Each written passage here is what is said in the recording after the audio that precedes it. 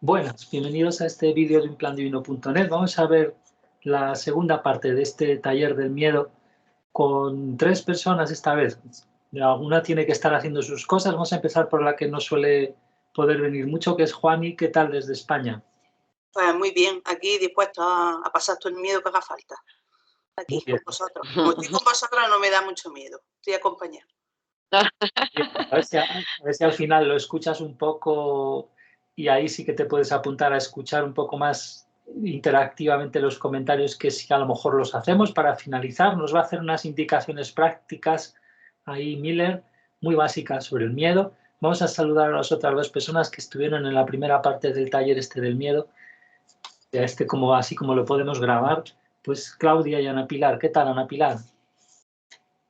Hola, buenas tardes, Juani, Iván, Claudia. Continuando acá a ver qué miedo tenemos. Sí, por mucho. Y Claudia más que nadie. Igual que yo. Yo más que nada, ahora sí que sí, la he liado, dijo Iván. Más especial. A ver quién tiene más miedo, a ver quién es más especial en sus miedos. Sí, sí, sí. Es que ya lo estoy haciendo un estilo de vida, ese es el peligro. Y me quedo acá estancada. Pero todo el planeta, por eso estamos viviendo lo que estamos viviendo. Así está todo. Ah, no estoy sola, ya no me da miedo. Claro. Naturalicemos el miedo. Aquí estamos Claro, todos así para ayudarnos con las adicciones a no sentir el miedo. Mira cómo bien nos ayudan. Totalmente. Bueno. Gracias. Pues gracias a vosotras. Y entonces vamos a ver aquí qué es lo que está pasando. Seguimos, ¿no? Ya me interrumpís con cualquier cosa que suceda. Nos silenciamos los que tengamos que silenciar, porque ahí tenéis que hacer cosas algunas personas de ruidos. Y vamos para allá, por donde íbamos. And for many of us in the audience, this is the process. Un momento.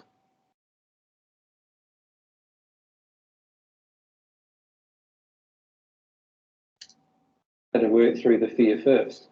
Ahí va. And for many of us in the audience, this is the process you're going to have to go through, maybe to not that intensity, but you're going to have to start confronting these fears that are within you and allowing their experience. Now, I'm saying you'll need to allow their experience, not just the thought of it. Okay? Now, what I want to do today is do lots of tools by which you can do this. Lots of tools to actually help you get into these fear-based experiences and have the courage and the ability to get your way through them so they no longer affect your life at all. Does that make sense? That's the idea. Now, who's already frightened? Okay. No worries, that's good. By tomorrow afternoon, we'll be really there, hopefully. The key is that with every one of these experiences, you will live through it. And I would like to discuss with you two basic errors that we have as a part of our belief system that's almost in, well, from what I've seen, it's in every single person in the human race. And by the way, there are literally thousands of spirits with us here, and many of them have exactly the same problem.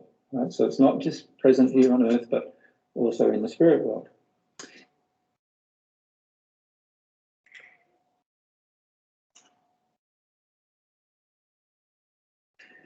The first belief is this. Belief number 1. This is a fear-based belief, right, that we have. Belief number 1 is, I cannot cope with all of my emotions.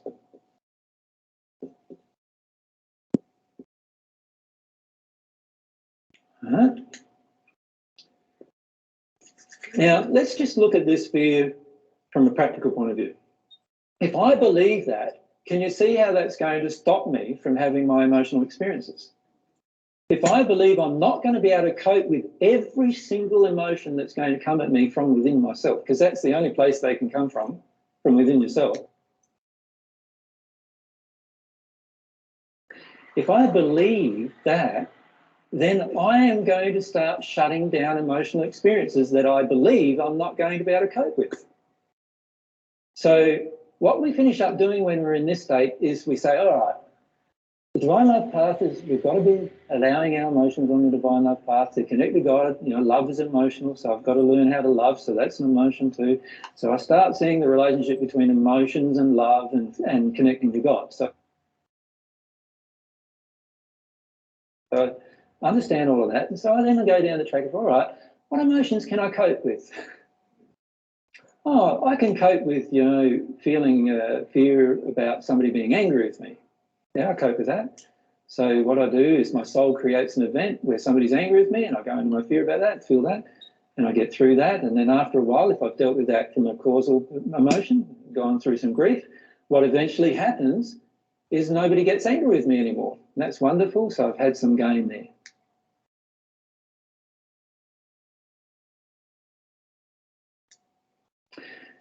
But then I might have been abused as a child. And that's a whole set of emotions, isn't it? Like if any of you have been abused as a child, either sexually or violently, know how difficult it is to work through those groups of emotions, right? Now, those emotions, I might definitely have this feeling that I just cannot cope with them. So I put those emotions to the side, over there, in that box over there, and then I usually put a few books on top of that box, and you know what I mean? And eventually I'll make that box disappear from my own consciousness. And so then I go down, and eventually you come up to someone like AJ or someone else who's connected with their emotions too, and you say, you know, I reckon I've dealt with most of the things in my life, and they can feel this thing. And oh, have you dealt with your abuse issue when you were a child?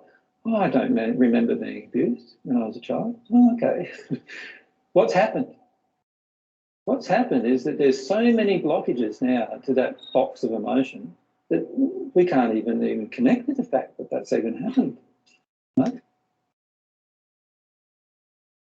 But that whole box is going to have to be opened, you know, and allowed out.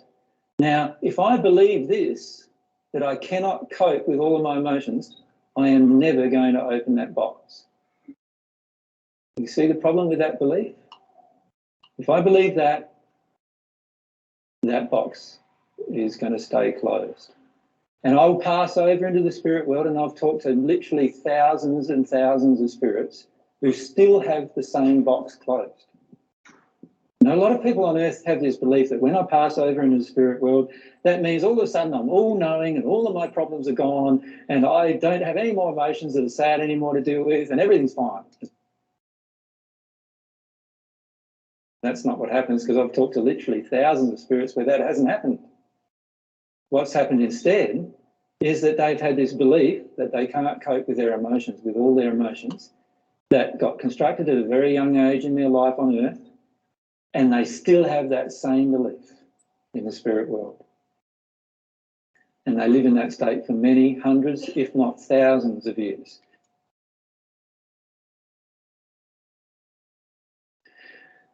A few weeks ago, we talked to a group of spirits who travelled with myself and Mary in the 1st century. And that group of spirits still were locked up in this state. They felt that they couldn't feel some of their emotions about what happened in their interaction with myself after 2,000 years. So don't think that just because you've, you know, had some kind of death experience or gone and died and then everything's going to be fine, because while you have that belief in you, it's not going to be fine. We need to deal with this belief, this number one fear-based belief. Number two fear-based belief. I am alone. Now, I'm not saying to change these beliefs, by the way, not intellectually anyway, right? What I'm saying is we need to recognise these as major impediments to our emotional processing. Now, an extension of I am alone is God doesn't care for me. God doesn't exist. I haven't got any spirit friends around me that exist. I've got no friends on earth really who care about my emotions either. I am alone. And what I'm saying is that that belief shuts you down in a state of fear from experiencing your emotion. that make sense? There are many flavors of these beliefs. Like a flavor of this belief could be things like Ahí se le va el micrófono y ahora sigue.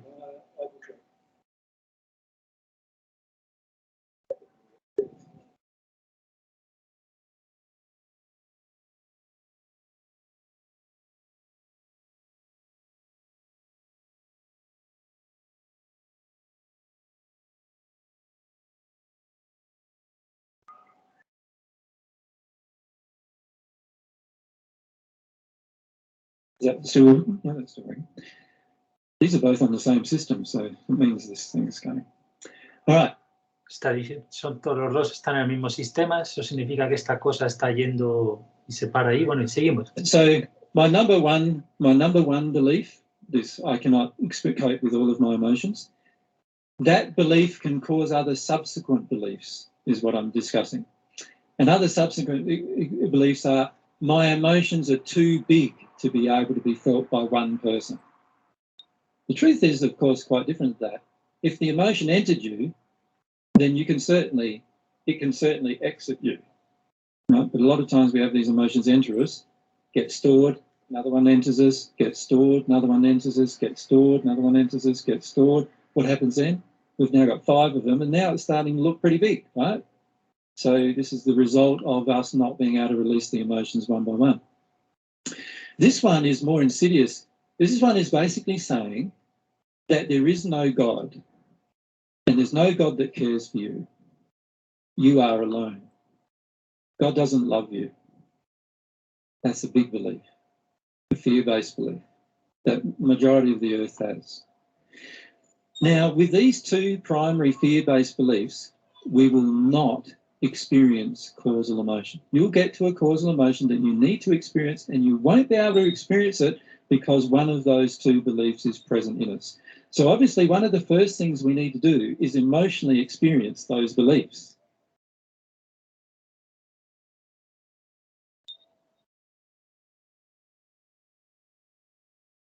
Does that make sense? Because remember, fear can only be released by the emotional experience of fear. How do you release that you're alone? By actually feeling you're alone and releasing that emotion, by actually feeling the emotion. It's only the unfelt emotions that get locked up or stored inside of you. When the emotions are in motion, when they're actually being felt by you, they're no longer getting locked up inside of you. Now, let's look at those things in terms of what the truth is. Now, what I've done is written in the outline that I've given,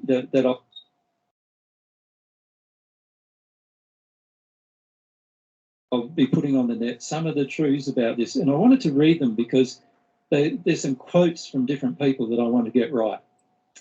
One is from a lady who wrote a heap of childhood books. Her name's Trace Moroney. Have any of you heard of her? Trace Moroney. She wrote this book and a group of books, actually. One of these books is called When I Am Feeling Scared. My suggestion is buy her whole set of books. Excellent books, all of them. Anyway, this is a quote from one of these books. When children trust themselves to handle painful feelings of fear, anger, and sadness, they gain an inner security that allows them to embrace the world in which they live. With greater tolerance of painful feelings, children become free to enjoy their world, to feel secure in their abilities, and to be happy. You see, you imagine the gift of a little child knowing that no matter what emotion it has to face in its life, it's going to be able to deal with it. That's a pretty big gift, isn't it? And most of our children actually believe that. Believe it or not, before we get involved in their lives, they actually believe that. But what happens is all of this multi-generational stuff gets imposed on them, and eventually they no longer believe that. So that addresses this truth. This error, doesn't it? Or this fear is addressed by that truth.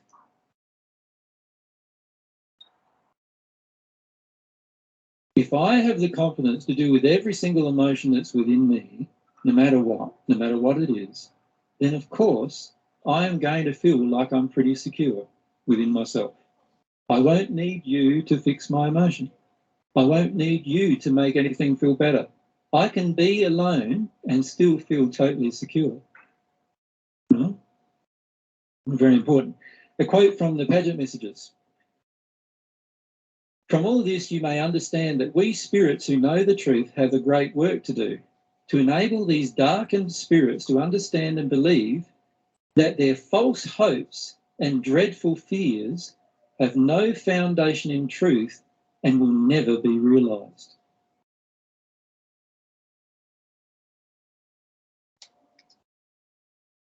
You see, this is the other problem with fear. If something happens when we're a child, gets locked up inside of us, and we then carry that around with us the rest of our life, thinking it's going to happen again. No? But most of the time, it never happens again. No? Most of the time, the things we are afraid of never happen again. And of course, when we get to the spirit world, they can't happen again. You see? And so, unfortunately, a lot of people, by the time they get to the spirit world, have such a strong belief inside of them that these things, that they need to be afraid of these things, that it's now only their belief that stops them from progressing.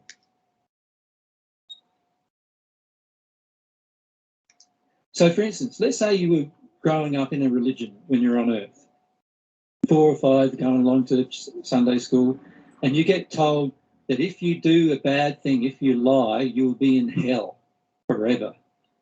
Now, many of you have been told this in your childhoods, right? Now, you imagine, if you come to believe that emotionally, what's going to happen? Well, for a start, there's a high likelihood you won't do anything wrong by the definition of the people who gave you that belief. But secondly, you are now so locked up in fear of doing something wrong that you often will get into the mode of never trying anything at all, just in case you might do something wrong.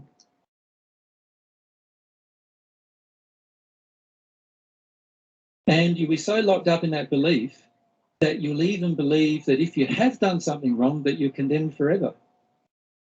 Now, these are beliefs that people pass with over into the spirit world. And what's all that about? It's all about some underlying causal emotional beliefs that we have some terror or fear about in the end. Many of you will notice, even with other things, that you weren't afraid when you were little.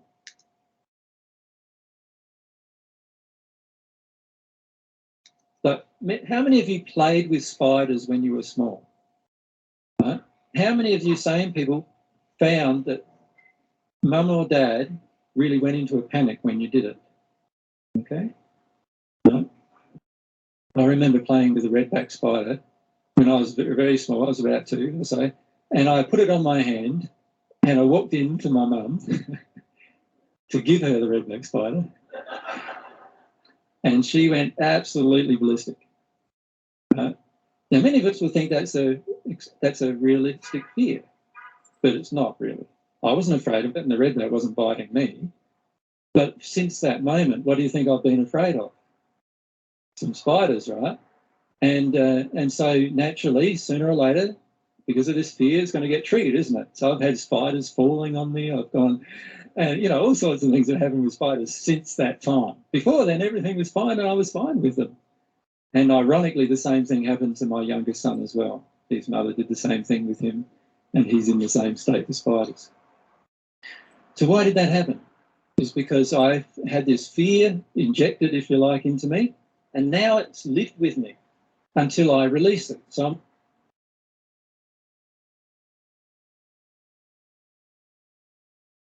not afraid of them now because I've had to release that. Does that make sense?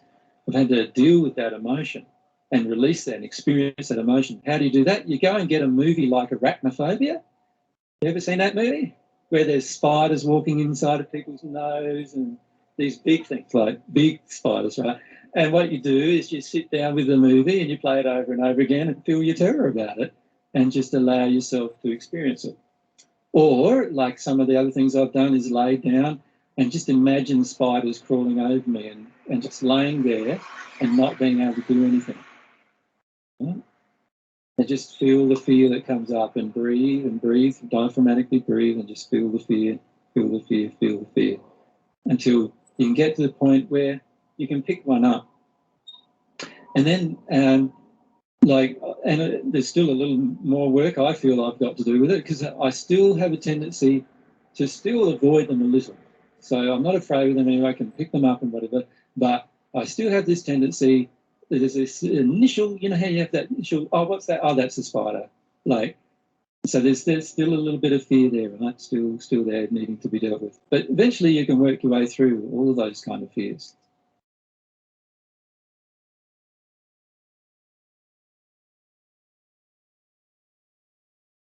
How many of you are afraid of snakes?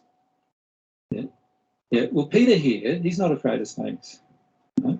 What Peter does is he goes along and picks them up by the tail, even if it's a tiger snake. No? It's true. I've seen a picture of him doing it. He's got you ask him to have a look at some of his pictures that he's got home, and you'll see him holding up a tiger snake like this. Right? So he's not afraid of snakes. So why isn't he afraid of snakes? It hasn't been injected. By the fear. Yeah, by the fear. Mind you, Peter's been bitten a few times by different creatures, haven't you? Yeah, you want to talk a little? Just be nice. I have been bitten quite a few times, and the cure's worse than the bite. Exactly. When you go to hospital, they're so excited that someone's been bitten by a snake. They just want to inject you with everything they've got. And if you don't explain to them really carefully which snake it was, then they're going to inject you with, brown snake antivenin, which is like getting bitten by a brown snake, when really you need it. And you've got a tiger snake bite. Right. Yeah. But the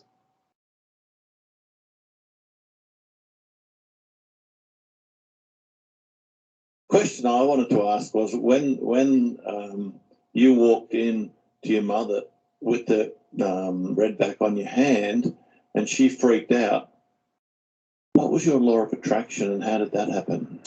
Well, remember, our law of attraction is our parents' law of attraction when we're little.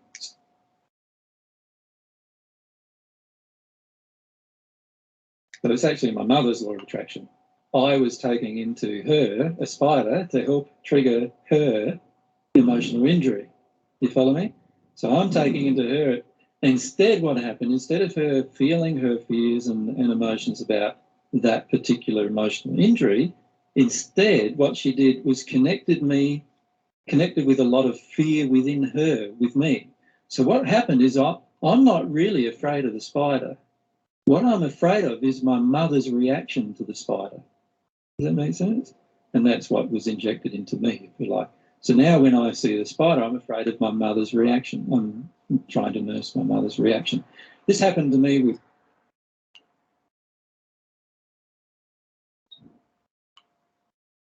cats and all sorts of things, and this is why many children get allergies, right? So with cats, for example, my father, whenever he saw a cat, wanted to shoot one. So me having a nice relationship with a cat was already in disagreement or disharmony with my father's approval.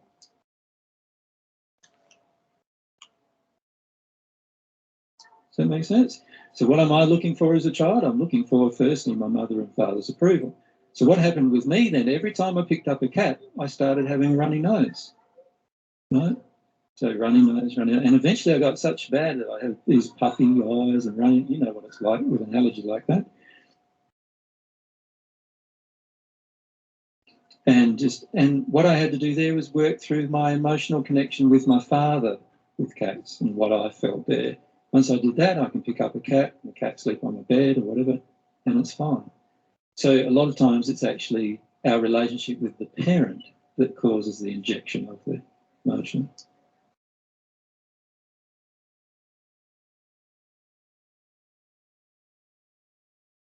At what point does that change? Like, if you walked in now with a funnel web on your hand and you showed it to your mum, she'd probably still freak out. She would, but now that I've dealt with that causal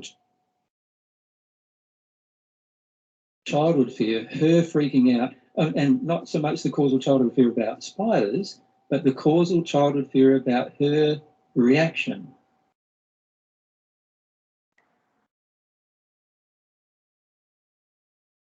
You see, if I get rid of that, now I can show Mum as fun with spiders, she can freak out and I'll smile and say, "Oh, that's funny." Do you know what I mean? That's what I do with my mother-in-law and snakes. Yeah, exactly.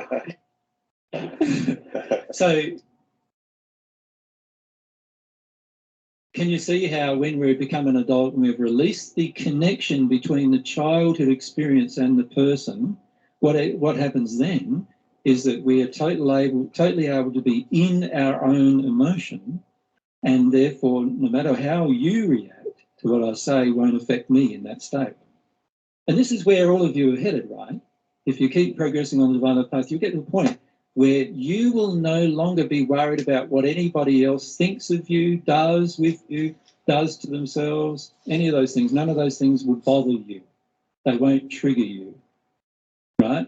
And you will stay in your own emotions in that state and know that there's nothing to be afraid of in that state. And not just know it here, you'll feel it all inside of you. So the feeling of fear won't even cross your emotional state at all.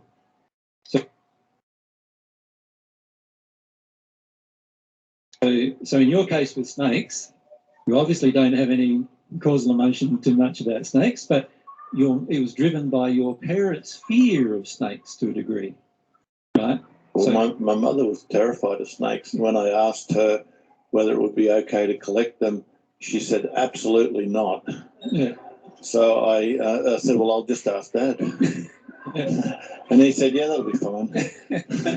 And over the course of some years of her being confronted with snakes, I used to have a death adder in my bedroom in an aquarium, and she had to deal with that. And once she was watering one of the brown snakes and it got out, and she actually caught it by the tail and got it back in, which was a big thing in her life. Yeah. Yeah. And I managed to get her to touch pythons and green tree snakes and things. And So over can a you period see of as a time, child- she faced that. Yeah, so can you see as a child you were really just helping your mum deal with her fear? Mm. And it began when you were very, very young. And part of your love of those animals and part of your personality is a love of those kind of animals, which actually was one of the attractions of your mum giving birth to you in the first place. It's about actually helping her deal through those fears and sensations that she felt within herself.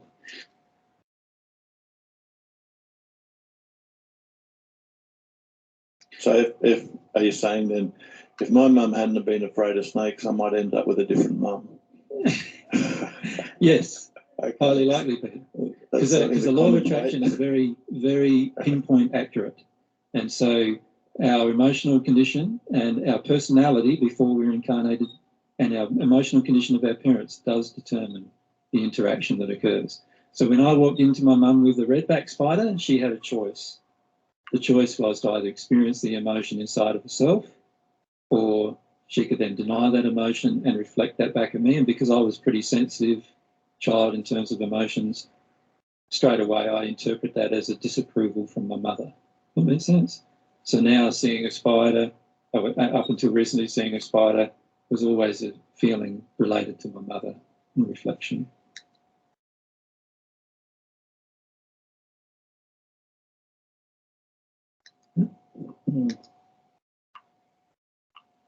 That makes sense? Jen, you would like to?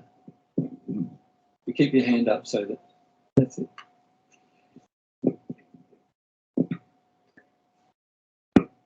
My question is about higher order creatures. Yep. I was bitten by a dog when I was 3. Yep. Could you please explain how, as a little mite like that, yep, the dogs used to come to visit across the road, belonged to a neighbour of ours. Mm-hmm.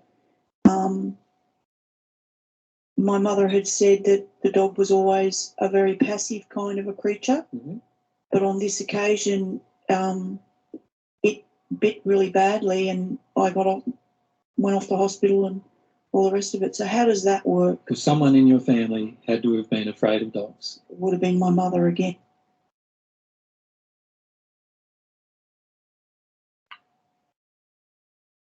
And she would have been reflecting that fear. You would have just been, what happened to you was a reflection of that fear. I've been bitten by a dog 4 times in my life, and my mother's terrified of animals. Even my father gets bitten by them as well. And so obviously I had both parents very afraid of those things. If my father even got bitten by a cat once, which is related to why he hates cats so much, you see. And then another time he got bitten by a cat and he kicked it over the fence. but he's been bitten a number of times by cats and dogs. So there's both of those fears inside. So the animal would have been intuitive enough when it came to visit to pick up the fear that was already there. Always. And your mum might not have had a personal fear, but a fear of you being bitten by it. You see, there's all these different flavours of fears that we have as well that create law of attraction events. So sometimes we're not afraid of something happening to ourselves, but we're afraid of something happening to our children.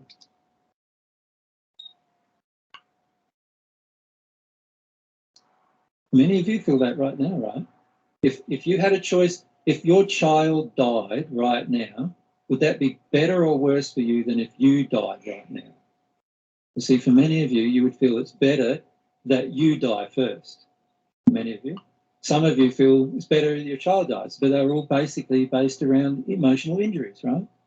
And often we have different flavours of emotional injuries that cause... So maybe that might have been a protective issue, a projection from my mother about protection, a fear of wanting to protect me.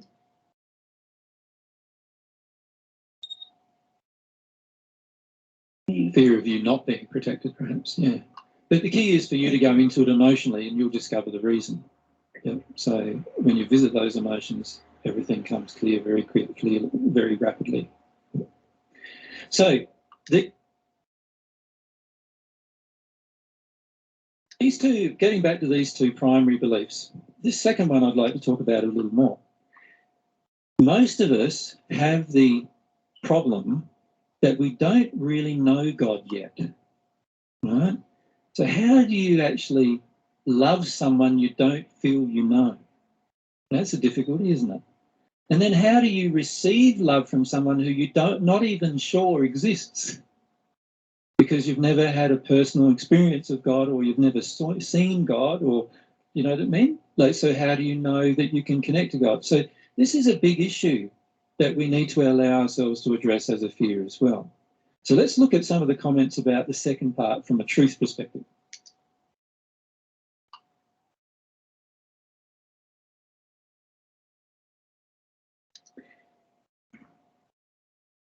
I mean, belief in the truth that there is a close relationship between God and the individual, which may be established by prayer and the longings of the soul for the inflowing of God's love. So this is a quote from the Book of Truths there. Girándose para mirar al libro que ha presentado, como hemos visto en la primera hora, brevemente.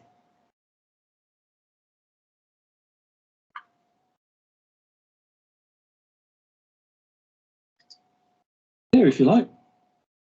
So the truth is that these celestial spirits were saying there is the truth of you being able to have a close relationship with God, and that relationship is established by the longings of your soul.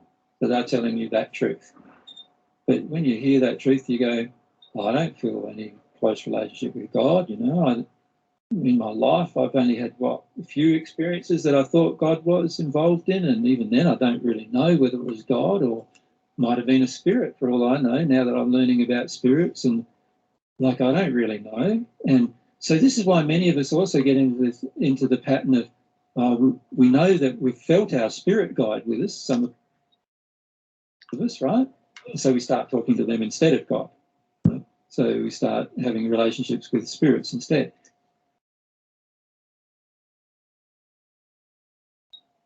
And many of us who have had a history on the New Age path would probably feel that way. There's another quote. God's love is for the mortal, even if he has the passions and appetites which the flesh encumbers him with.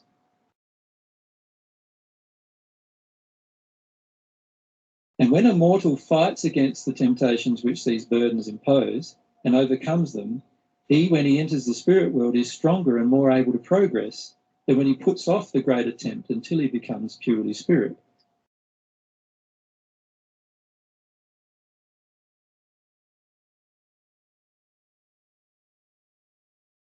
you see, part of this thing is I've heard many of you say, I think I'll put off dealing with my emotions until I pass. Right? It's going to be easier there. Right?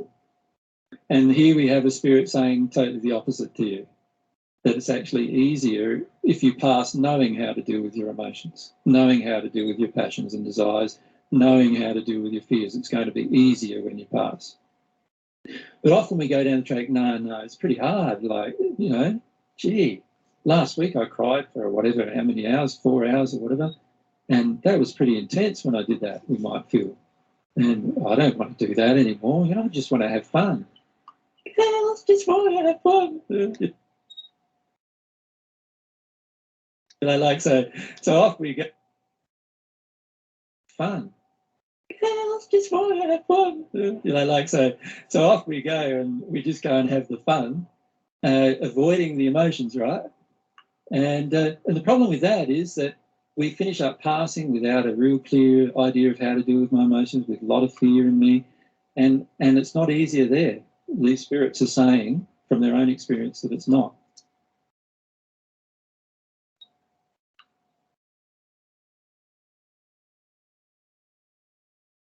Here's another one. As you're aware, God's love is all around you and may be in you, and if permitted to flow into your soul with faith accompanying it, you'll find yourself growing in at one with the Father and realise that fact.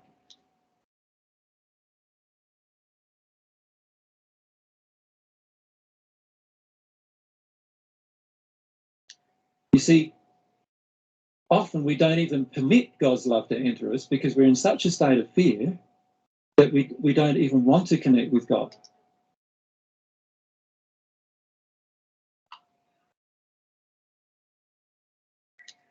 Like, so there's all these issues about I'm alone. It's a big fear. There's like whole groups of issues, if you like, involved in that. Now, you get into a causal emotion where you're feeling some terror, and you will feel very alone in that moment, right? And so then what we have a tendency of doing is saying, all right, I'm totally alone, I can't experience this, and then we go into this one, I can't cope with this emotion, I'm alone doing this, I can't cope with this emotion. And what we've just told ourselves is two complete untruths.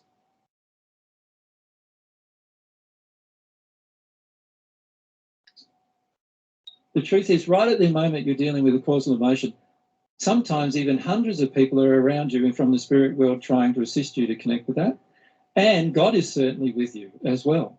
So you're not alone. And then on top of that, God designed you to experience all of your emotions. That's the way God designed you.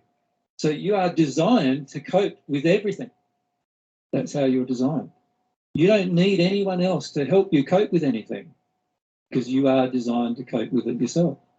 These two fear anything because you are designed to cope with it yourself. These two fear-based beliefs cause huge amounts of problems for us in our own processing. Does that make sense? Now, they are the first two beliefs. If you can deal with those two beliefs and release them emotionally, if you can deal with them, what will happen is the rest of your emotions will flow much more rapidly. And each of those have different flavours, if you like, but if you can deal with those two base fears, that's the way to go. Cada una de ellas refiriéndose a estas dos creencias relativas al miedo, fuertes. So what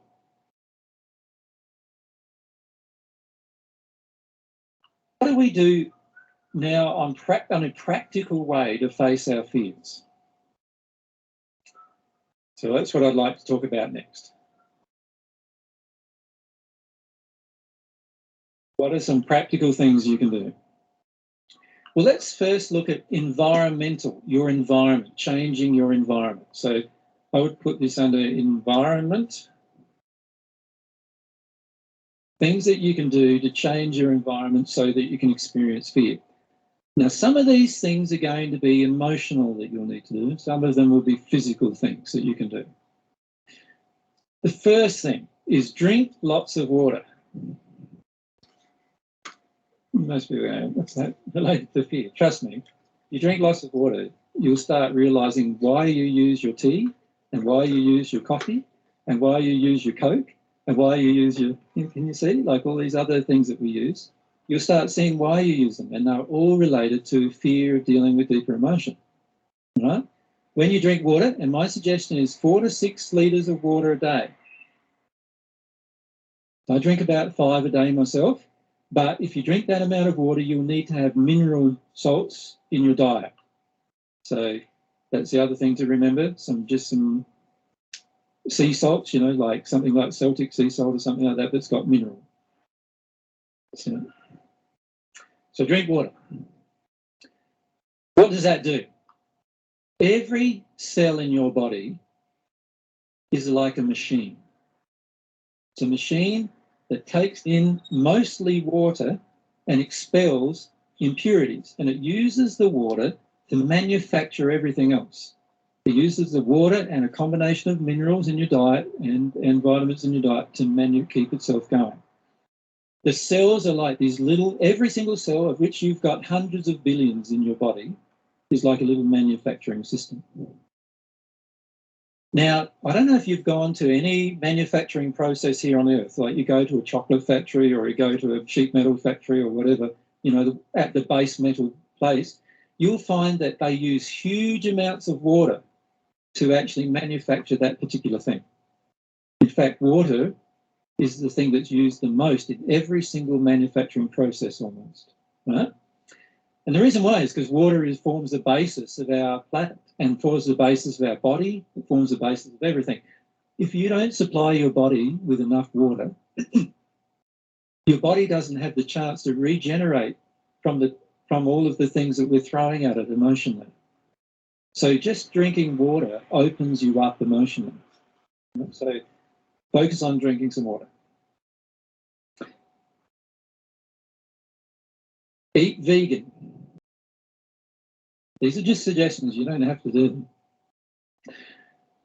For a start, eating vegan is the most loving thing you can do to the environment. Right? It uses the least amount of resources in your environment. You're actually being the most loved towards your environment when you eat in that manner. Also, you're being very loving to your own body. Your own body will respond to that. Now, what will happen emotionally is you'll go through a lot of emotional withdrawals, food-based in particular emotional withdrawals. And those emotional withdrawals are all related to different emotions that you're using food to suppress.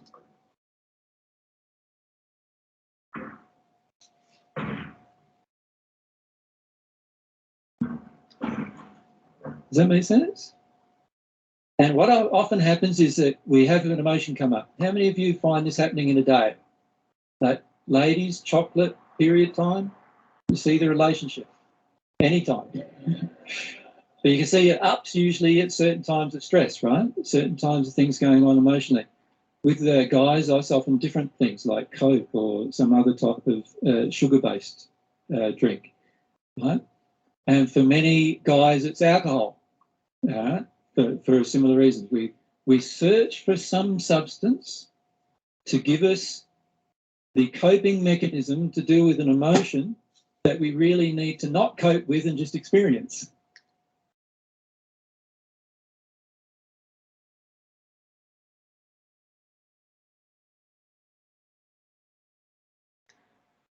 Does that make sense to everyone? So give up coping with emotion and start allowing the experience of the emotion. Stop using drink and food as mechanisms to deny your emotion. Now, trust me, even just doing those two things, you're going to feel some fear.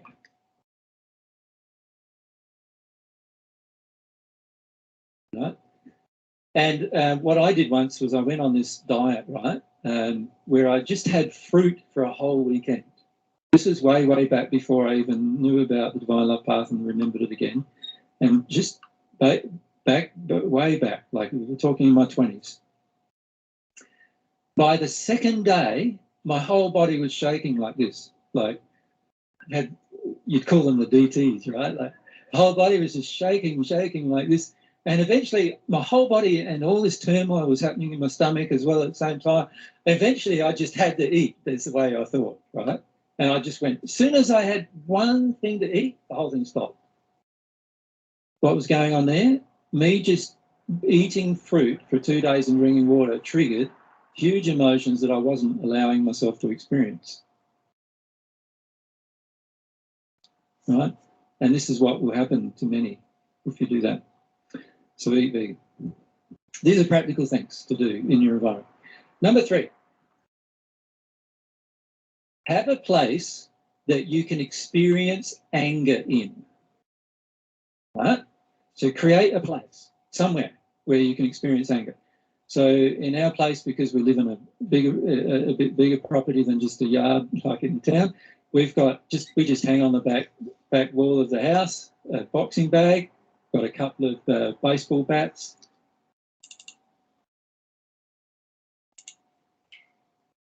We've got a metal baseball bat for hitting some metal a bit further out. And whenever myself or Mary feels angry, we're out there connecting with that anger and then allowing the experience of that anger and then trying to drop into the fear of it. What am I afraid of each time, right? So allow yourself to do that. With fear, you may have to have a quiet sort of a location that you can actually use your imagination to actually go into a certain fear.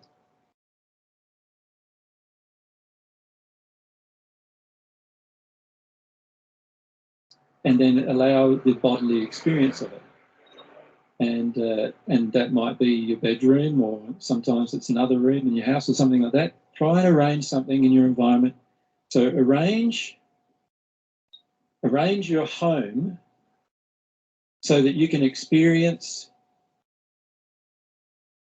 anger and fear.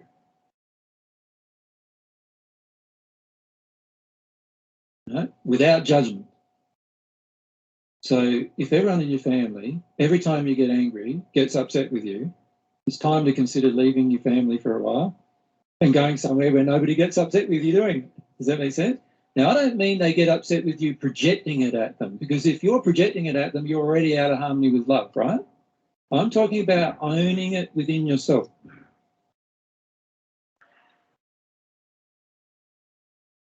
And experiencing it for yourself. Let yourself experience those emotions. Does that make sense? Create a space around you where you can experience those emotions. What's the next thing we can do?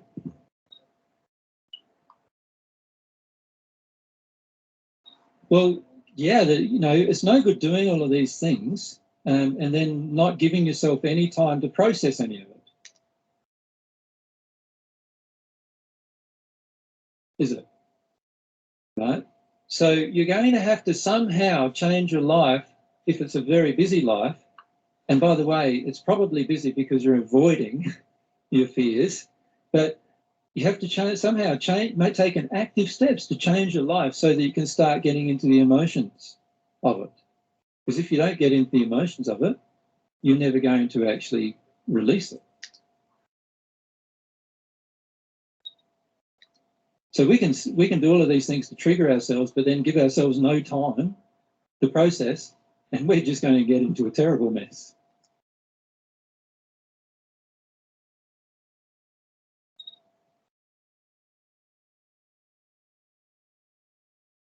We need to give ourselves enough love to actually experience it, to experience the thing. So emotionally,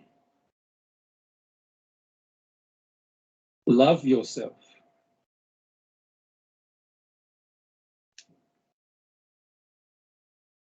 So act in a loving way to yourself.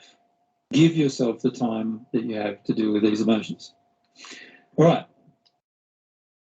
Now, what's happening at the moment is quite a lot of spirits are here now with us. A lot of you are starting to feel really tired and everything. And feeling quite disconnected. A lot of you, because what's happening is we're talking about a subject, fear, which causes the depression usually of people. And so what we'd like to do is get you to stand up for a moment.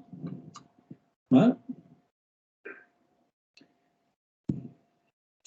Now, you might want to move into a clear space somewhere around you. So you might want to get out behind a chair and move into a clear space.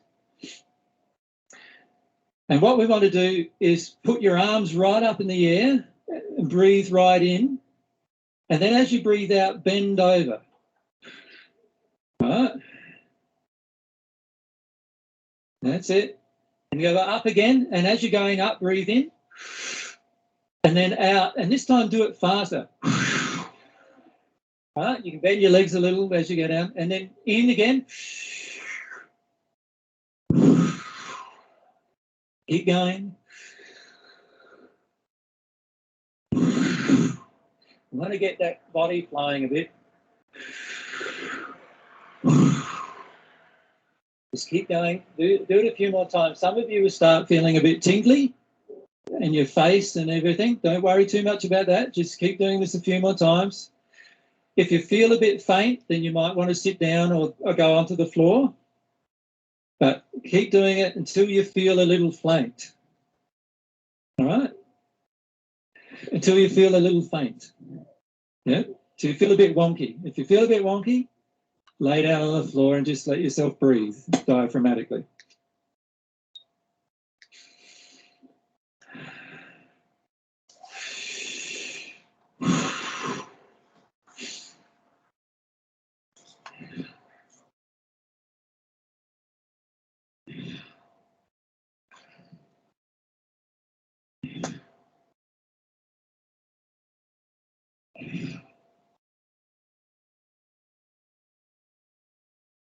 How are we feeling?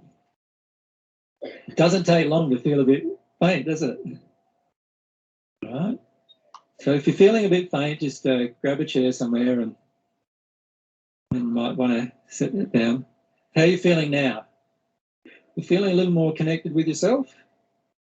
Now, many of you are now starting to have quite a bit of tension in this tummy area here, through here.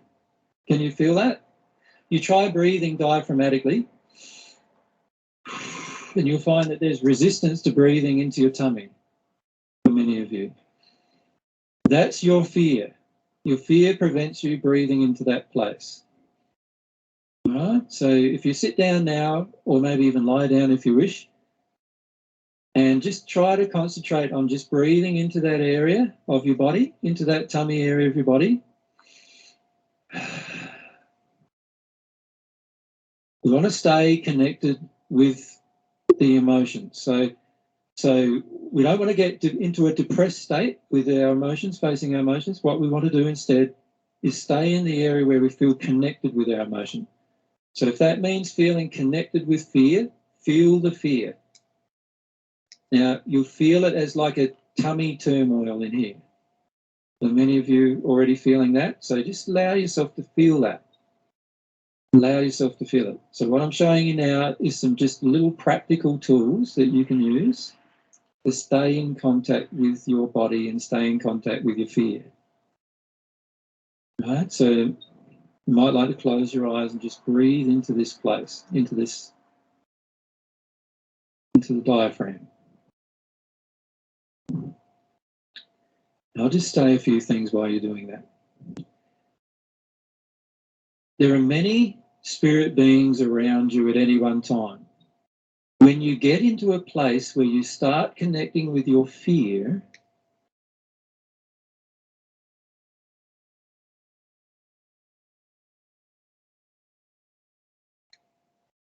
many of these spirits get attracted to you. So the more I talk about fear, the more spirits are going to be attracted to us who are also in a state of fear. Does that make sense? So keep breathing. Now, those spirits will do one of two things for you. One thing they'll try to do with you is to make you feel tired and exhausted. Right? And so the key for you, if that's the case, is to recognise, all right, I'm feeling tired and exhausted. I wasn't feeling tired, exhausted before AJ started talking about this fear crap. And all of a sudden now I'm in this state where I don't really want to be here, I want to go.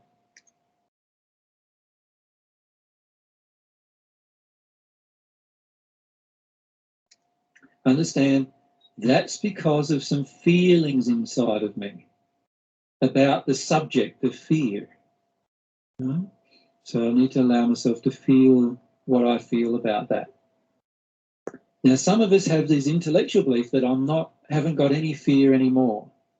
And I can tell you with you categorically that there is nobody in this room that's in that state of not having any fear in them anymore. So the key is to allow yourselves to connect with what's going on inside of yourself. It's okay to be afraid. I'm allowed to be afraid. When you were little, you were often taught you weren't allowed. I'm saying to you, you're allowed to be afraid. All right? And I'm not going to tell you you've got nothing to fear, because there's plenty of things from your childhood that you know you are afraid of.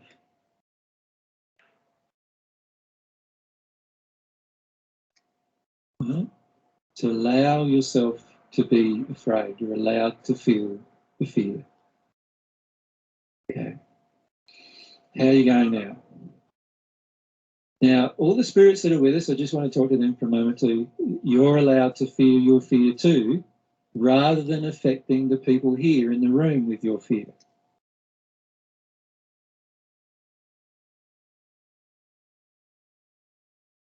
So rather than making them more afraid or tuning out of their fear, what you need to do is tune in.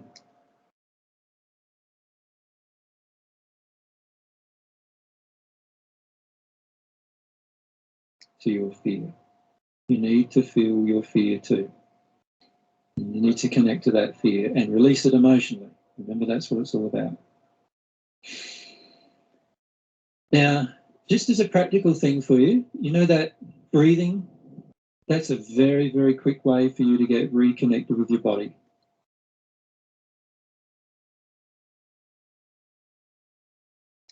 So if you find in the course of a day that you're not connected with your body, then do some of that breathing and you'll very rapidly get reconnected with your body generally. And you'll feel the reason why you're avoiding your body.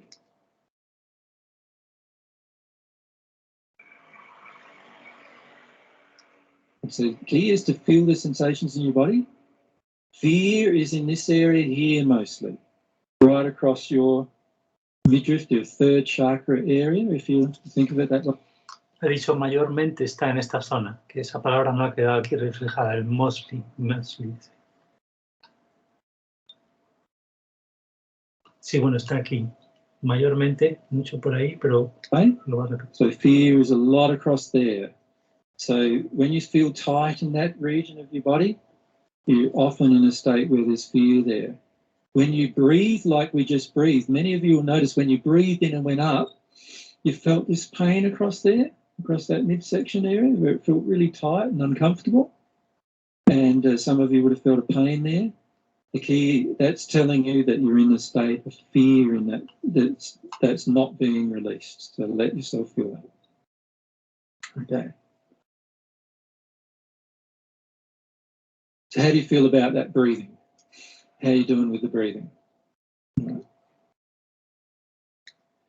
Now, what was happening just earlier was that many of you were connecting with spirits who had one of two different goals. One of the goals was to shut you down emotionally. They're shut down emotionally and they want you to shut down emotionally. Some of them are your friends who have passed. Some of them are your old family members that have passed and so forth. And they don't believe a word I'm saying, and they're saying to you, you shouldn't believe a word he's saying either.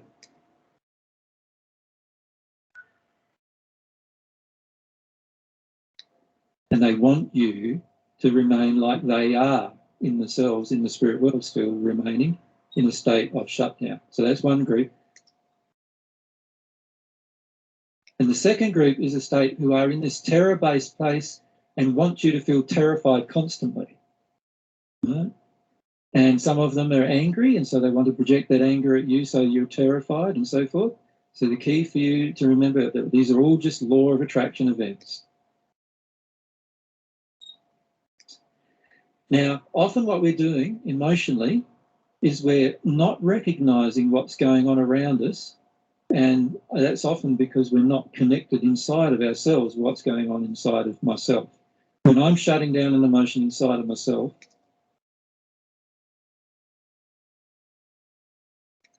that's when my law of attraction is going to be the most powerful about that emotion.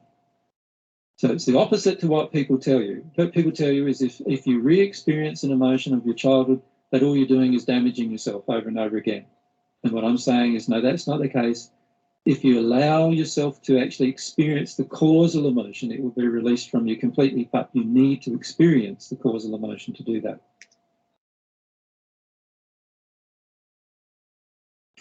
Yes, you'd like to ask a question? Thank you. Yawning, is that another way of them suppressing you? Yeah. Because I find myself doing that a lot. Yep. Kim and I will be reacting and I'll just keep yawning. Yep. Especially when she keeps saying, you don't want to hear me. Exactly. Yeah. But again, after maybe an hour and a half, I'm just exhausted. Yep. And I haven't said a word. Exactly, because there's obviously emotions coming out of you to Kim and emotions coming from her. And if you try to reconnect with yourself in that state, you'll understand why you're yawning. And yes, yawning is also a mechanism that our spirit friends, I don't know if you've noticed it, sometimes people have asked me a question, I've answered the question that's given in the audience, and then within 5 minutes, that person who I answered the question to is asleep. I don't know if you've noticed that happening, but I've noticed that happening from up here quite a lot. What happens there a lot of times is the person didn't want to hear that answer and then straight away goes into avoidance of emotionally processing that answer. And then any spirits who are around them or who also did not want to hear that answer, just assist them in that process. And you can go to sleep within 5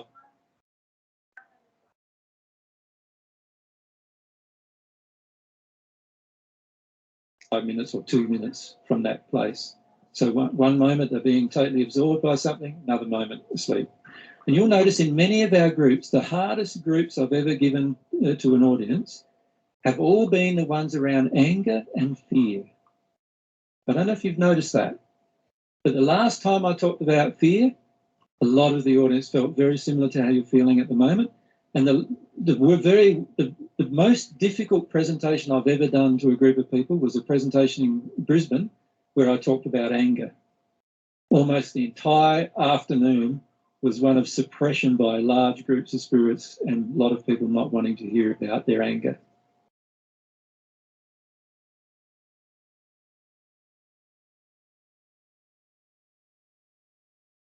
So they are two very common suppression emotions that we need to allow ourselves to work our way through. Allow yourself to feel your body. So this is the next thing, on a daily basis. Allow yourself to feel your body's pains.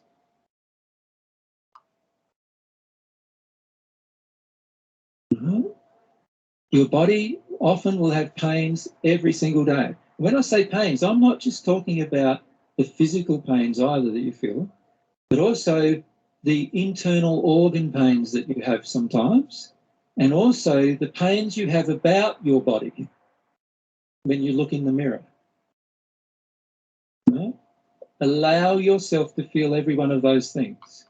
So when you look in the mirror and you're looking a bit old and drawn today, you acknowledge that and allow yourself to feel the emotion inside of you that responds to seeing yourself in the mirror like that.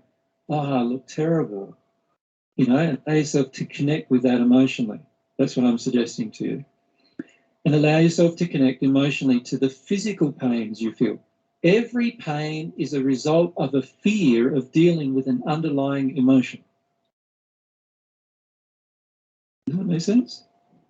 Every pain is a result of a fear of dealing with an underlying emotion. Right? So any pain in your body is a result of a fear of dealing with an underlying emotion. So if I've got a headache, that's the result of a fear of dealing with grief. Right? And my mind struggles by creating a lot of activity, and all of a sudden I'll get a headache because I don't want to deal with the grief. Every pain in your body is like that, every single pain. Now, at any one time, many of you will feel lots of different pains if you're connected. The key is to not freak out about that and to get upset about that. The key is just to acknowledge them. All right, I've got a pain in my left leg. Right? What's that about? Left side, you know, I could go intellectually into it, but the key is to go emotionally into it. And the way I do that myself is just feel the pain in my left leg. Just breathe and feel it and just say, I'm in denial of an underlying emotion. And just keep breathing into that pain.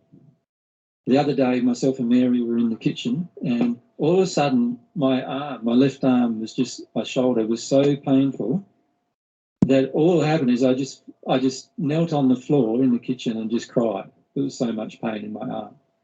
Right? And then as soon as I did that, I knew what the denial was about. Right? As soon as I allowed myself to connect to that, to connect to the pain. Up until then, I've been saying to Mary, gee, this pain in my arm, you know. I've had the pain in my arm for a week or two before then, solid, but not to that intensity. And I never allowed myself to go into it, you see. But as soon as I allowed myself to go into it, immediately I knew what it was about.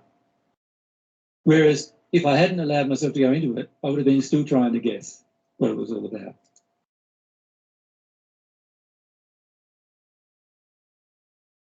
Does that make sense? Yeah. We get lots of lovely pictures here at the moment. So. Aquí ha dicho, creo que refiriéndose a los dibujos que está mostrando el niño o algo así, que tenemos muchas bellas, o sea, bonitos dibujos aquí, no sé qué. What's some more? Sorry, question. I just wanted to say that I've been fighting sleep all the way through your talk up until the breathing, and I now feel wide awake. Okay. Thank you. No worries. I don't know if you should thank me. It might have been my voice putting you to sleep.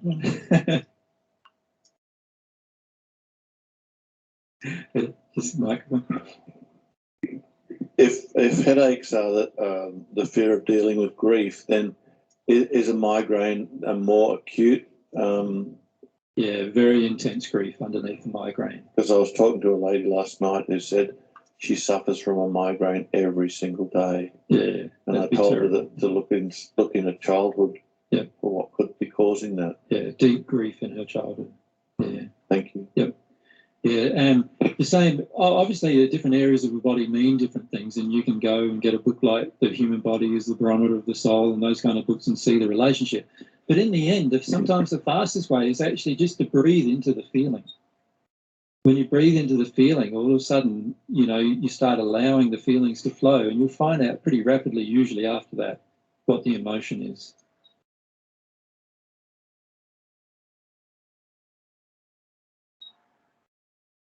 My daughter this week, funnily enough, has just randomly got a headache or a bellyache. Yeah. Headaches in particular. Yeah. Is that a denial of grief? Una negación de la pena.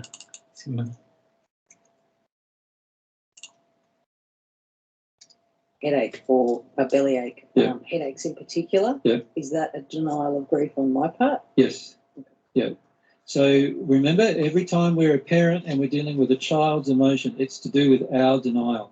And recently I was just talking to a mother with, we were talking to a mother with a 9-year-old child who's in terrible pain on lots of different levels. And she goes to her mother and tells her what her mother should be doing for her to get rid of that pain, right?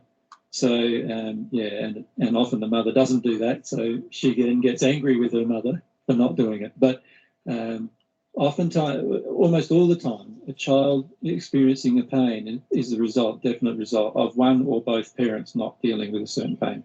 Yeah.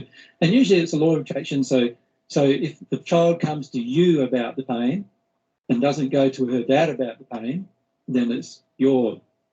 But if the child goes to dad about the pain and not you, then it's something to do with dads, usually. You'll see the law of attraction working quite well. Well, what we do now, I think it's 3 o'clock, is that right? Creo que son las 3, dice, ahora que vamos a hacer. So let's say we have a break. Tenemos un corte. We have some food and whatever. Algo de comida, lo que sea. And then I'll come back and we'll talk about a lot more of the practical things that you y volvemos y hablaremos mucho más de las cosas prácticas can do to experience your fears. que podéis hacer para experimentar vuestros miedos. Y ahí termina, sin letreros ni nada, esta parte, que como veis hay muchísimas cosas que comentar. No sé qué tal estáis de cansadas y de tal. Yo me voy al servicio un momento, así que ahí estamos. Podéis comentar. Dale, voy yo también. Dale, voy un ratito.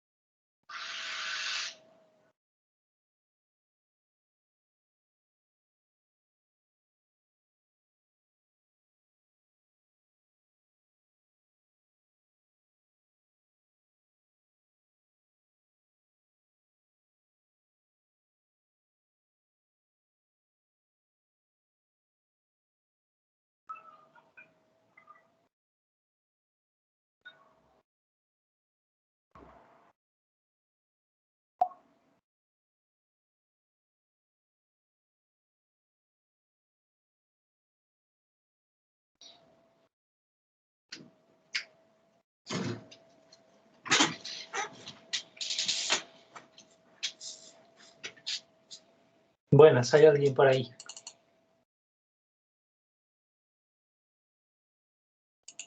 Estamos, sí, volví también. Estamos.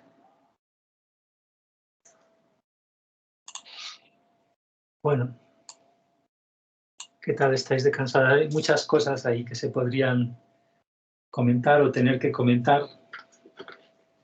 ¿Tenéis algo? Yo solamente, si no queremos estar mucho rato, yo quiero sí, una sola cosa. Y porque las cosas estas prácticas, pues pasado mañana o el sábado, el domingo, pues a ver si traduzco las 2 horas siguientes, que están separadas en 2 vídeos de 1 hora cada uno. Este taller está separado de formas raras y como veis no tiene letreros. Y ya los veremos más. Pero este tema, como vemos, de las prácticas, luego las prácticas las hacemos idolatradas, ¿no? O sea, hacemos el yoga pues porque hay que hacerlo así, pero el objetivo no está tan claro y tan inocente y tan humilde aquí como este, ¿no? Y tan, en teoría, definitivamente sanador, ¿no? Luego todas las prácticas son así, como un mundo en sí mismo, ¿no? Y termina siendo como, vamos a hacerlo porque hay que hacerlo y porque es así. Pero cuando está esto puesto desde el principio, fijaos qué práctica más simple, ¿no? Que es un poco el saludo al sol, el principio del saludo al sol, tiene que ver con hacer así con los brazos, pero bueno, me callo. Corte y cambio. Yo también, como para ser breve, me parece como que volver a verlo y tomar nota de cuestiones puntuales, lo que dice, y yo particularmente empecé con esta práctica de, bueno, de qué parte del cuerpo me duele, y lo que me aclara es esto, bueno, no es necesario intelectualizar, si lo querés hacer, hacelo, pero bueno, esta cuestión de sentir el dolor y como que empezó hace unos minutos, me vine a recostar porque me empezó a doler mucho, intensamente la mano, la muñeca quebrada, ¿viste? Sí, la que tuviste el accidente. Sí, sí, sí. Entonces, bueno, poniendo en práctica ya lo que dice. respirando ahí.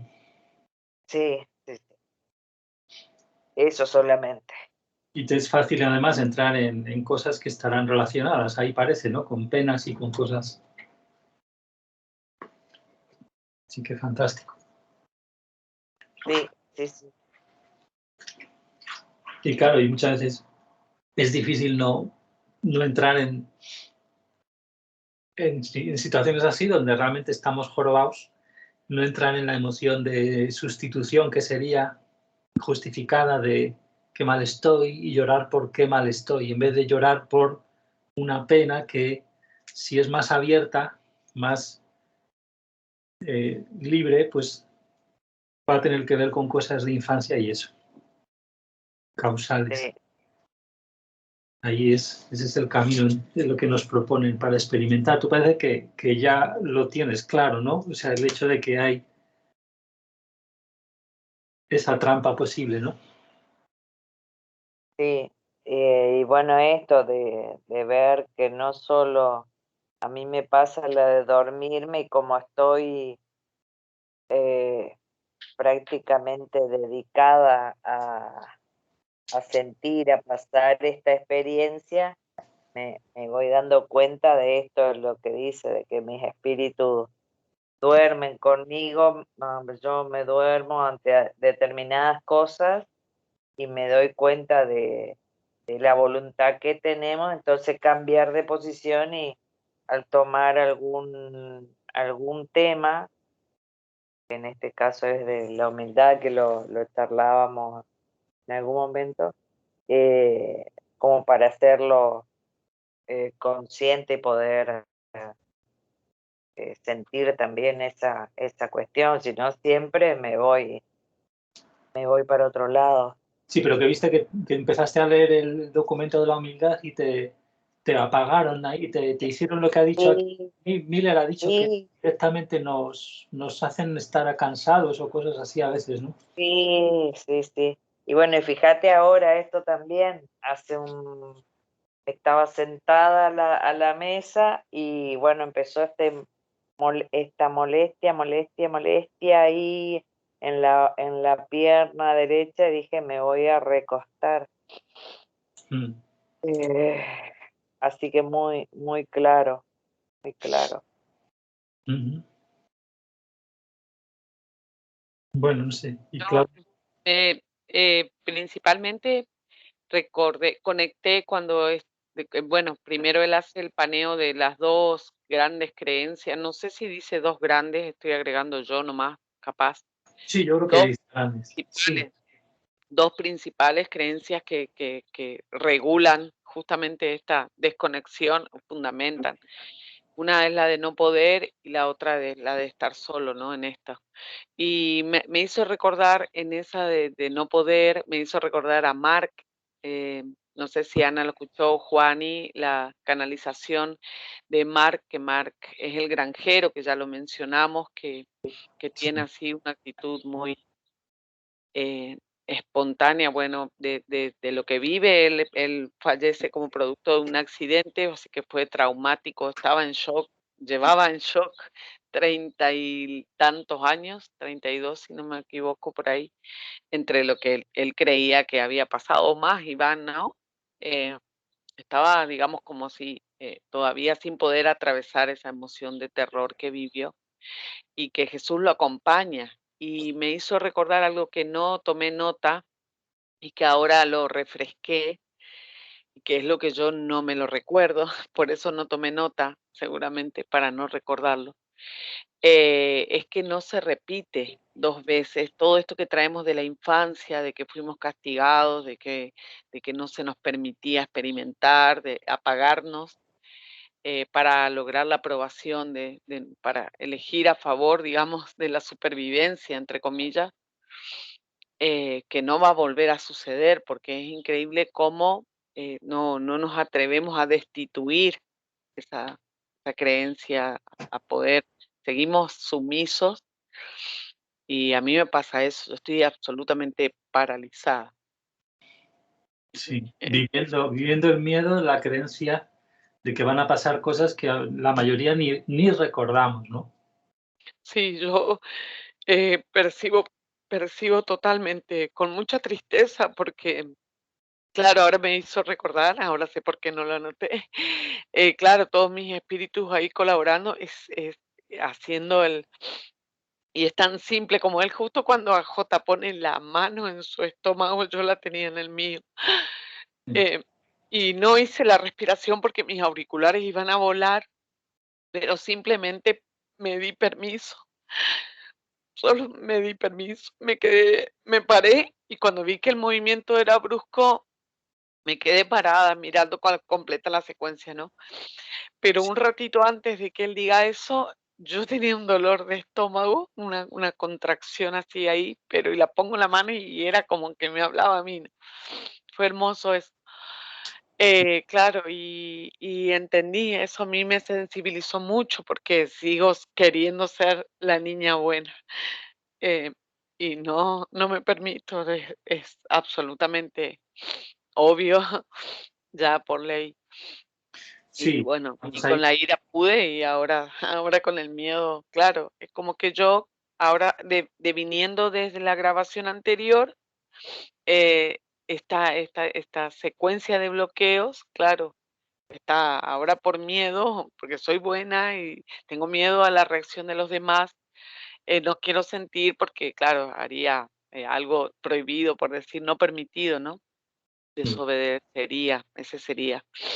No, eh, y una- la verdad es que, o sea, tampoco hace falta hacer el gesto completo, pero que lo de respirar en la barriga y acordarse de esto se puede hacer estemos donde estemos, muchas veces, como un pequeño método que no es lo definitivo, no es un compromiso total, ¿no? Pero ya es algo. Y de sí, hecho, bueno, perdón. sí, no, y había en los materiales, pero que no los publica oficialmente, pero que yo me pasé horas y horas traduciendo. Tiene algunas meditaciones, Hayem, el de la vía. Lo que pasa es que como no lo hace con este enfoque, pero son meditaciones para respirar en la barriga, que no son nada elaboradas, pero le da este toque folclórico orientalista, no sé qué, y como no están tan enfocados en lo divino, pese a que el libro, pues, aunque no tiene claras, no pone claras las cosas, sí que es bastante, entre comillas, divino el libro de la vía, y vimos como Jesús lo recomienda y dice que en realidad a lo mejor habría sido él.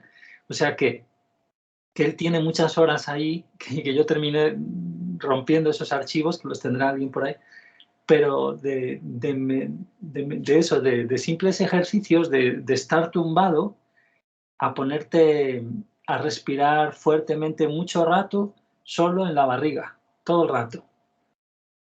Muchos minutos y concentrándose en eso, o sea, sin muchas expectativas tampoco, pero y claro, pero sin tener en cuenta claramente, muy claramente para qué es. Para este tema de que pueden surgir cosas muy fuertes.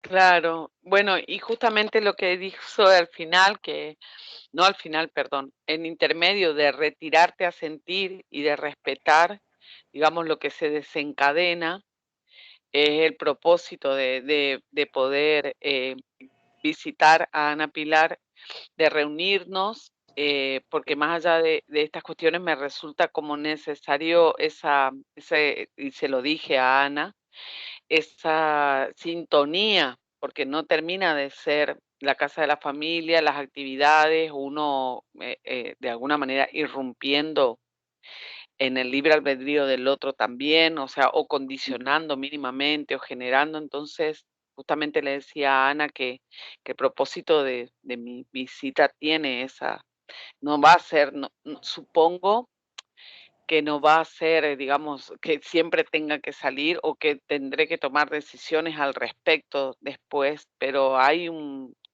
bloqueo importante que en este momento estoy percibiendo como, y eso que Pero nieve.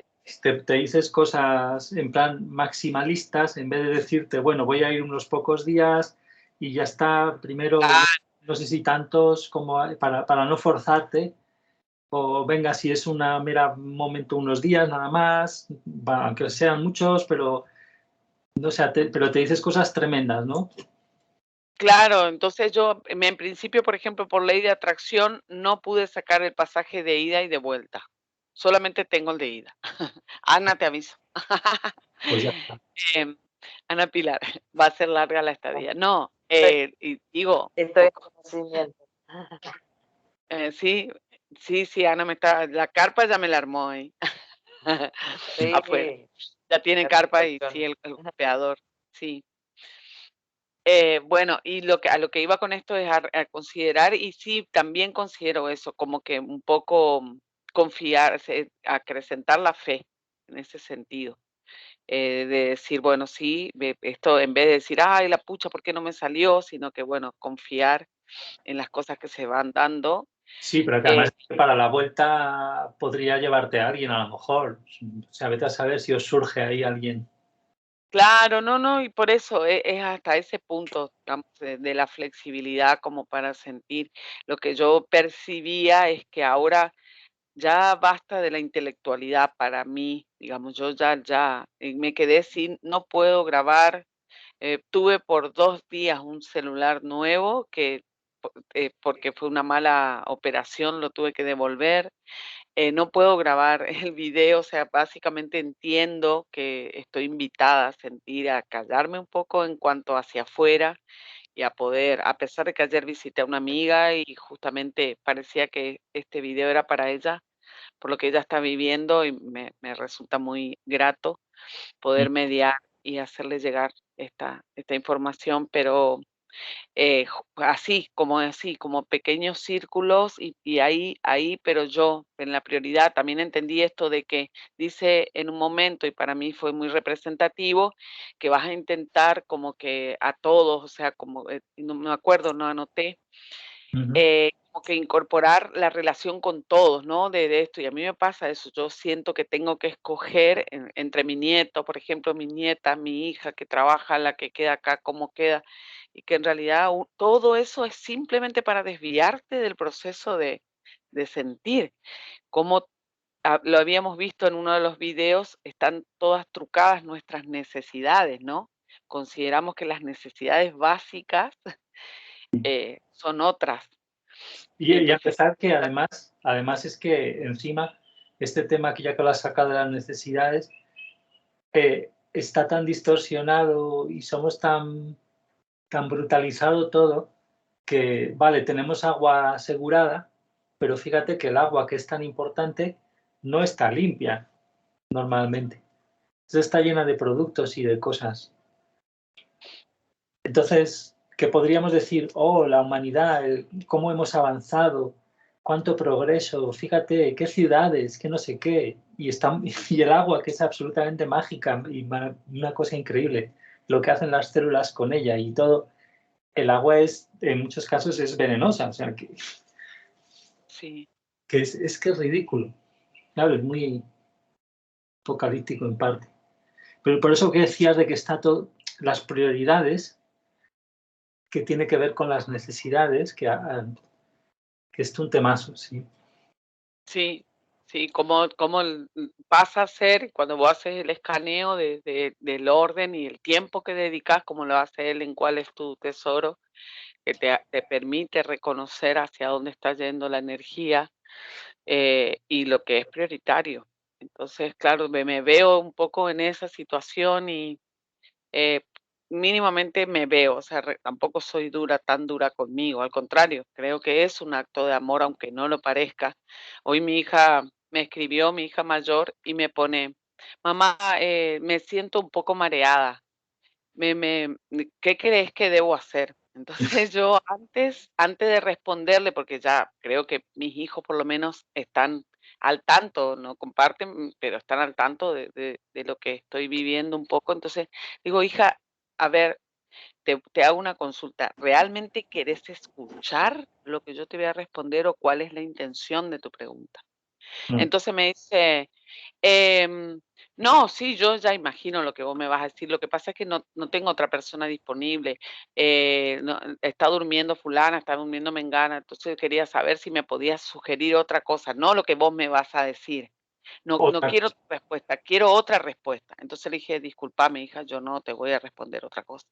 Así como que, claro, viste es que no te voy a responder otra cosa, porque me llamó la atención su pregunta, porque digo, bueno, viste, pero ahí sí, un poco de folclore cotidiano. Y sí, eso que él decía, bueno, al resto ya le enfada, porque ya es como que, ay, la mamá ya no está disponible, o se genera toda una red de cosas y que es por ley seguramente, pero sí, retirarme a sentir considero sumamente importante, porque es como que quiero animarme, o sea, en ese sentido, por lo menos mínimamente esa primer creencia de que no puedo, no puedo atravesarlo, sí, por lo menos, ajá, Sí. empezar ahí para la humildad. Y el tema este de estar allí, si al final puedes ir, recordarse mucho, no entrar en contarse historias y quizás hacer mucho ese ejercicio, que no hay que hacerlo moviéndose como hace ahí Miller, no necesariamente, o sea, uno se puede poner sabiendo que está la otra persona para recordarle, oye, que es solo una emoción, que tú puedes, etcétera, etcétera, que hay guías, que no sé cuántos, para que la persona no le capture a la persona el agotamiento de los espíritus, que ha dicho Miller, que nos pasan. Entonces, ponerse a respirar un buen rato para concentrarse solo en la respiración y en la barriga y en la fe esa, ¿no? Eso puede ser un ejercicio curioso que hacer con otra persona que esté sensibilizada, ¿no? Eso es, considero que por eso uno termina como, supongo que por ley también, un poco todos involucrándonos y vinculándonos así, porque sí, el deseo está de que sea así y se siente la compañía, digamos, ese acompañamiento de hablar desde el mismo lugar, de sentir, de pensar, de desear. Sí, que serían como unas sesiones de autoterapia acompañada. O sea, somos alma, el alma lo más poderoso, que es un poco hacia donde iba yo después, pero que solo me ha podido terminar de enfilar el tema de Miller, de encontrar a Miller, porque por ahí tiraban las cosas de Hayem. En realidad tenía toda una serie de materiales que iban en ese sentido. Y me acuerdo, y en el retiro al que fui de ellos, realmente se ponían con la gente, aunque un modo un poco un plan folclórico solo demostrativo, y la gente se ponía en el suelo tumbada a respirar agitadamente, que es una cosa que se hace en las técnicas de renacimiento, del rebirthing, que Miller en un momento dado le preguntan por ellas en el otro taller del cual veremos fragmentos, en el primero que hacen en 2008 sobre el miedo es tu amigo, creo que se llama, y le preguntan y dicen, no, bueno, claro, o sea, el rebirthing, vale, esas técnicas de respiración, pero es que todo lo que importa es el propósito con el que entras a ellas, ¿sí? O sea, y es tan simple como lo que estamos viendo aquí, o sea, el propósito es sentir todas mis emociones, pero yo, porque muchas de esas técnicas al final están asistidas por espíritus del camino del amor natural, por lo que voy intuyendo, también lo del rebirthing, que te dan experiencias, o sea, que es como una especie de folclore, repertorio de experiencias bonitas, curiosas, energéticas, no sé qué, mezcladas a lo mejor con momentos donde recuerdas algo de tu vida, porque realmente puede haber alguna sanación emocional, no sé cuántos, y las hay, pero están ya en un marco donde primero se cobra muchísimo dinero muchas veces, incluso también en lo del rebirthing y todo eso, y eso es lo que me gusta decir a veces, eso folclórico, en ese sentido de ya artificializado, de venga, mira qué bonito esto, pero lo vamos a poner aquí en un marco con estas cosas y los espíritus están manejándolo.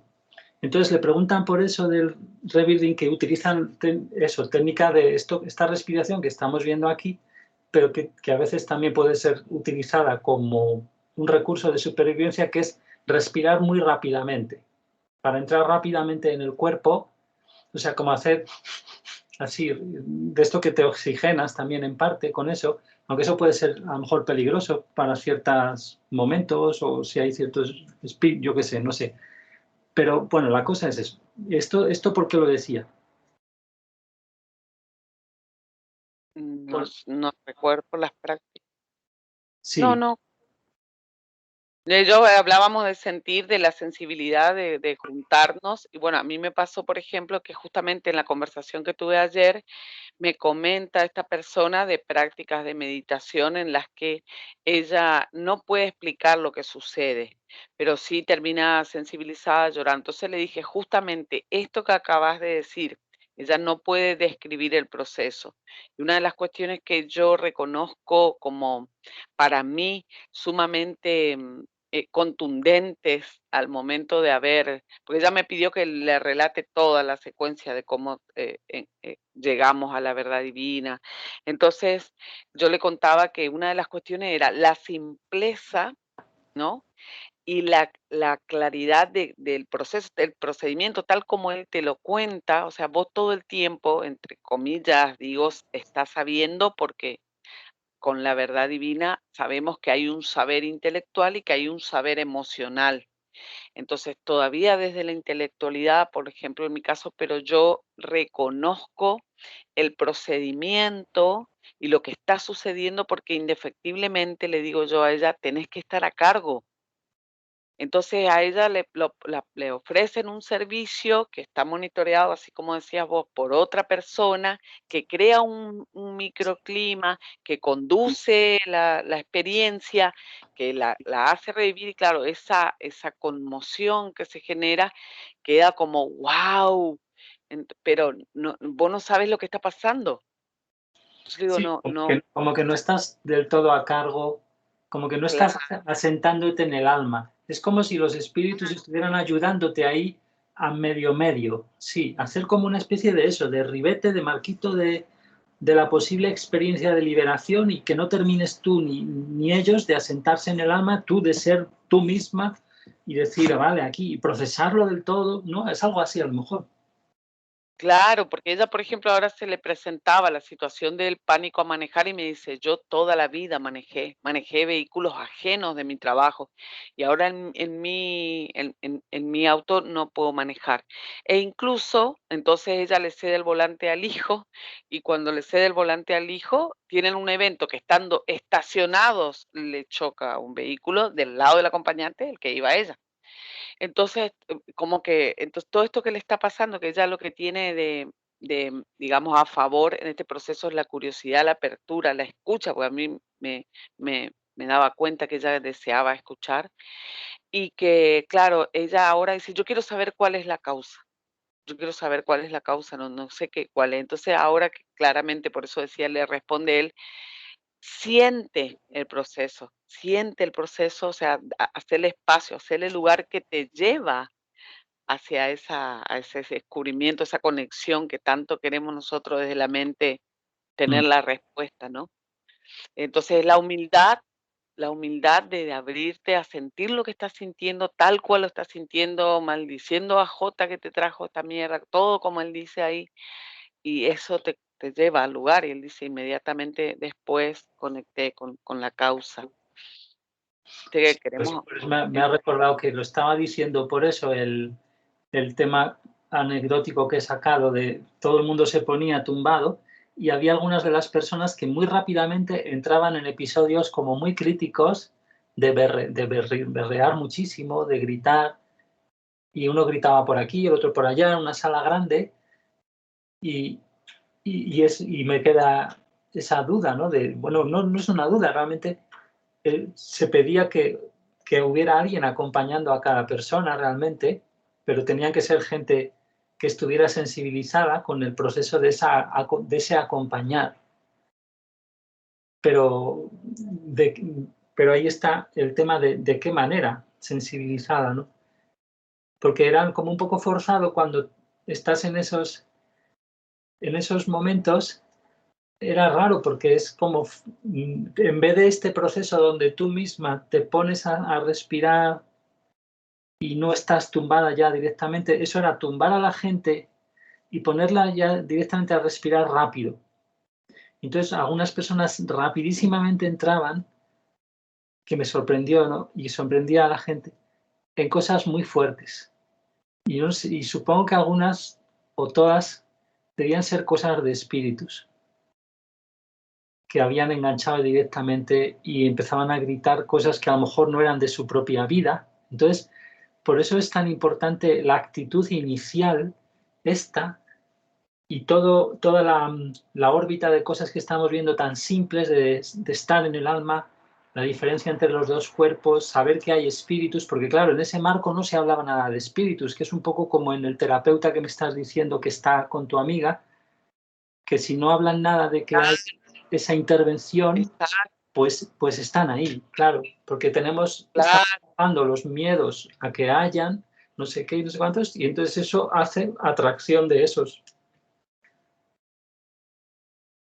Claro, totalmente. A eso yo también le fui contando y que entonces termina siendo a veces una emoción ajena, por decir entre comillas, o algo que compartimos, o que también me pasó a mí en un caso que yo intervine con Francesca, que pedí ayuda porque me sentía desbordada y lo comenté con vos, que hubo así una calma abrupta y que realmente fue como, y yo lo celebré, pero claro, era para no sentir la impotencia y el desborde justamente, recibí esa asistencia, que es un poco lo que él le habla y le dice a los espíritus, no hagan esto, hagan esto. Claro, sí, sí. Entonces uno queda asombrado, yo me acuerdo que te conté a vos sollozando, ay, admirada por la inmediatez de la respuesta, pero ahí justamente pudiste ofrecerme, no, a ver, qué puede haber sido, porque cuando en el documento de humildad justamente dice, Dios jamás te pediría que salgas de la emoción que estás sintiendo. Claro, te estaban sacando. Aquí lo que ha comentado es eso. Les ha dicho a los espíritus directamente que no les quiten el miedo, no les saquen de su miedo a la gente. Claro, sí, sí. Y él dice, no, al contrario, él quiere que seas tu yo real, que estés 100% involucrado en lo que estás sintiendo. Sí, viste, es como que todo el tiempo a ese poquito asomamos y después aparece el otro bloqueo, claro. Sí, Pero bueno, pero pues, claro, poco a poco. poco a poco, sí. No sé si como quieren vamos. añadir algo. Juani vi que salió, ella estaba trabajando, así que. Sí, tenía que hacer cosas. Y Sí, Anita, Anita a lo mejor ya la han dormido. no, ahí está, mira. Ahí. Poco. No, nada más que agregar. Espero la publicación para tomar nota. Sí, ya he repasado algunas cosas, pero ahora os mando el PDF tal cual está por ahora y luego mañana o pasado así ahora cuando haga los índices mañana y ya pues cuando queramos volvamos a seguir dentro de pocos días para terminar por lo menos esas 2 siguientes horas y luego volveríamos a la ira en algún momento, alguna semana. Oye, pues quería que no se nos olvide comentar aquí una cosa sobre estas cosas que ha dicho en las citas. Fíjate, solo una cosa sobre esta. Esta es de Jesús en los mensajes de Paget, que lo ha puesto en el letrero, me he quedado ahí. En el texto transcrito no viene cuál mensaje de Paget es, por eso aquí no está, pero en el vídeo si veis, sí pone los títulos del autor, por lo menos, o como se diga. O sea, del espíritu que estaba hablando a través de Paget. Entonces aquí dice, fíjate lo que decía Jesús aquí, que puede ser muy curioso. Claro, si Dios es infinito, el amor está por todo tu alrededor, porque claro, al final estamos en Dios, ¿no? Y Dios es amor, aunque no sea todo lo que es. Al final todo está, el universo del alma está dentro de Dios, o sea, por así decirlo, y todo está, aunque Dios está a la vez fuera del alma, ¿no? Entonces es muy paradójico, porque por eso te digo, o sea, lo quería plantear para que nos sintamos aquí intuiciones juntos a ver qué pasa con esto, si queréis ya para acabar, porque a lo mejor estamos muy cansados, pero el amor de Dios está por todo a tu alrededor. Esto suena muy raro, ¿no? También es en el modo indirecto de que porque las creaciones, como veíamos hablar a Miller, ¿no? Pues ya están expresando indirectamente que Dios nos ama, o sea, aunque todo esté tan distorsionado por nuestra condición álmica. Entonces aquí pues está esas dos vertientes, ¿no? Eso os preguntaría, ¿no? ¿Es el mismo amor de Dios que luego entra en nuestra alma? Porque si está por todo nuestro alrededor, entonces no es cierto que cuando dice Jesús, no, Dios está fuera del alma, hay que concebirlo así más bien, o sea, es decir, nosotros estamos dentro y el alma no está obligada a fundirse con Dios, con la sustancia intrínseca a Dios, que sería este amor de Dios. Pero bueno, con lo que he dicho se resuelve un poco, ¿no? La posible... Claro, yo entiendo, haciendo alusión a que dice, cuando eres uno con el universo, que te podías permitir esta cuestión de abrirte a confiar, ¿no? Justamente por eso, porque encontrás esto, como habla de la fe, en el entorno, ese amor diseminado estructuralmente, que es amor y verdad, que justamente es sobre lo que se edifica toda la creación, como principales. Pero no, para mí sí difiere del amor divino. Claro, aquí sería, por eso nos dice amor divino, quizás. Lo que pasa es que serían sinónimos muchas veces. Claro, claro, no es difiere en concepto de, una cosa es elegir, que justamente... Que entre en el alma. Claro, sí, es que sí. Si eliges que entre en el alma y el alma empieza a tener esa sustancia, ya te es más fácil sincronizarte con el entorno, que es a lo que has aludido, y sentir las motivaciones de los demás antes de cruzar la calle y todo eso. Claro, sí, sí. Para mí es eso. Y que él remueve, va directo a la causa. O sea, todo este camino que hacemos de los bloqueos, de ir por parte, de no atreverme, revisar mis creencias, sigue siendo un camino de autosuficiencia. Sigue siendo el camino del amor natural, porque él te ofrece, pero claro, la humildad, que es lo que hablaba un poco con Ana, por eso le pasé esos documentos, la humildad es el requisito. Yo, eso decía un poco, ¿no? Como que en mi caso la fachada otra vez, ya bueno, con el miedo, bueno, vamos con la tristeza, a golpear, pero ahí otra vez, si bien intento, no, persevero, pero sigue siendo más fuerte el miedo, claro, totalmente. Claro, y aquí dice eso, y tal vez en ti, está todo a tu alrededor y tal vez, es decir, si lo hemos pedido con suficiente armonizados con la posibilidad de recibirlo, que depende de la sinceridad y todo eso, y si se le permite fluir, claro, acompañándolo con la fe, te encontrarás creciendo en la unidad con el Padre, ya que hay otra cosa que puede dar resultando equívocos, porque por un lado es el estado de estar ya en unidad con Dios, ya plano 8, que es haber recibido la cantidad suficiente de amor divino como para pasar a ese plano y luego seguir en esa otra condición de alma transformada totalmente, pero seguir, o sea, totalmente en un sentido, para seguir transformándose paradójicamente, infinitamente, o sea, te encontrarás creciendo en esa especie de cualidad de unidad del Padre, ¿no?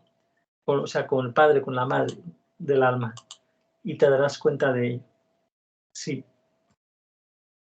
Pero fíjate lo que le decía a Paget, ¿no? Como eres consciente, el amor de Dios está por todo tu alrededor y tal vez, qué curioso, que le dijera esto. Pero bueno, esto sería para otro momento que quizá miráramos ese mensaje bien completo.